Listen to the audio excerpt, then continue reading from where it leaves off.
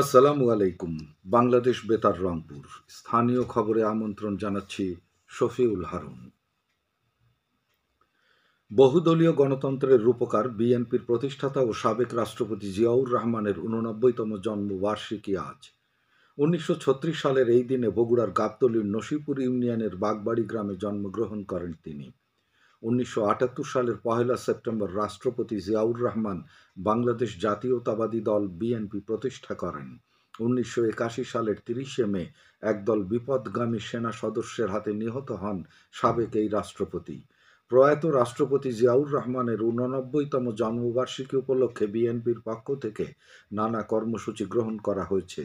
কর্মসূচির মধ্যে রয়েছে রাজধানীর শেরেবাংলা নগরে তাঁর কবরে পুষ্পস্তবক অর্পণ। এছাড়াও দলীয় কার্যালয়ে জাতীয় ও দলীয় পতাকা উত্তোলন, আলোচনা সভা ও শীতবস্ত্র বিতরণ। শহীদ রাষ্ট্রপতি জিয়াউর রহমানের জন্মবার্ষিকী উপলক্ষে রংপুর মহানগর যুবদলের উদ্যোগে ২ দিনব্যাপী কর্মসূচি নেওয়া হয়েছে। এ উপলক্ষে আজ বিকেলে ৩টায় রংপুর টাউন হলে ৩টি গ্রুপে শিশুদের চিত্রাঙ্কন প্রতিযোগিতা অনুষ্ঠিত হবে। কর্মসূচির অংশ হিসেবে আগামীকাল দোয়া মাহফিল ও দুপুরে টাউন হল মাঠে শীতার্থ মানুষের মধ্যে শীতবস্ত্র বিতরণ করা হবে। নানা কর্মসূচির মধ্য দিয়ে জয়পুরহাটে শহীদ প্রেসিডেন্ট জিয়াউর রহমানের জন্মবার্ষিকী পালিত হচ্ছে। এই উপলক্ষে সকালে জেলা বিএনপি ও এর সকল সহযোগী সংগঠনের যৌথ উদ্যোগে জেলা বিএনপি কার্যালয়ে জাতীয় ও দলীয় পতাকা উত্তোলন এবং শহীদ প্রেসিডেন্ট জিয়াউর রহমানের প্রতিকৃতিতে পুষ্পমাল্য অর্পণ করা হয়। পরে দলীয় কার্যালয়ে আলোচনা সভা অনুষ্ঠিত হয়। বিএনপির রাজশাহী বিভাগীয় সহ সাংগঠনিক সম্পাদক এইচ এম ওবায়দুর রহমান চন্দন সভায় প্রধান অতিথি ছিলেন। জেলা বিএনপির আহ্বায়ক গুলজার হোসেন এতে সভাপতিত্ব করেন। জয়পুরহাটের আক্কেলপুর উপজেলায় জামাতে ইসলামীর উদ্যোগে গতকাল কর্মী ও সুধী সমাবেশ অনুষ্ঠিত হয়েছে।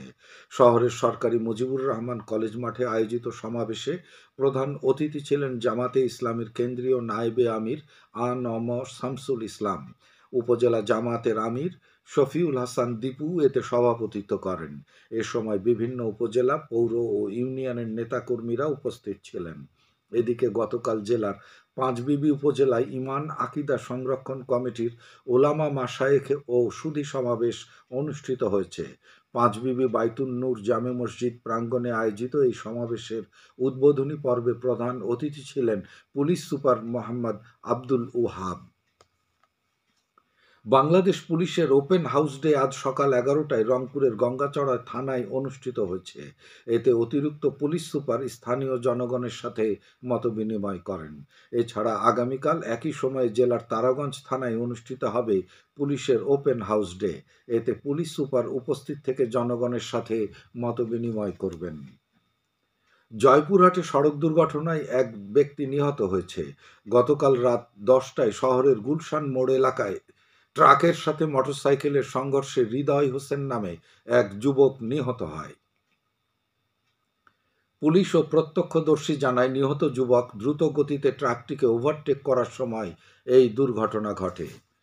গাইবান্ধায় অসহায় শীতার্থ মানুষের মধ্যে কম্বল বিতরণ করেছে বাংলাদেশ জাতীয়তাবাদী দল বিএনপি। গতকাল শহরের সার্কুলার রোডে দলীয় কার্যালয়ে এসব শীতবস্ত্র বিতরণ করেন জেলা বিএনপির সাধারণ সম্পাদক মাহমুদুন নবী টিটুল। এ সময় জেলা সহসভাপতি ও শহর কমিটির আহ্বায়ক শহীদুজ্জামান শহীদ অন্যান্যের মধ্যে উপস্থিত ছিলেন। শহর ও সদর উপজেলা কমিটির উদ্যোগে এসব কম্বল বিতরণ করা হয়। কুড়িগ্রাম জেলার ওপর দিয়ে আবারও বইছে মৃদু শৈত্যপ্রবাহ। শীতের দাপটে ব্যাহত হয়ে পড়েছে জেলার সাধারণ মানুষের জনজীবন। গতকাল দিনের বেলা সকাল ১০টার পর সূর্য দেখা গেলেও সূর্যের উত্তাপ না থাকায় ঠান্ডার মাত্রা দ্বিগুণ বৃদ্ধি পেয়েছে। সন্ধ্যার পর থেকেই হিমেল বাতাসে তাপমাত্রা নিম্নগামী হওয়ায় তীব্র শীত অনুভূত হয়। সবচেয়ে বেশি বিপাকে পড়েছেন অতি দরিদ্র খেটে খাওয়া বিভিন্ন পেশার শ্রমজীবীরা। গ্রামাঞ্চলে মানুষজন, বিশেষ করে নদীর পাড়ের লোকজন অতিরিক্ত ঠান্ডায় খড়কুটো জ্বালিয়ে শীত নিবারণ করছেন।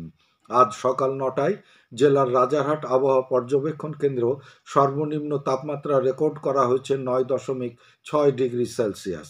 জেলায় তাপমাত্রা পর্যায়ক্রমে আরও কমতে পারে বলে আশঙ্কা করছে আবহাওয়া অধিদপ্তর।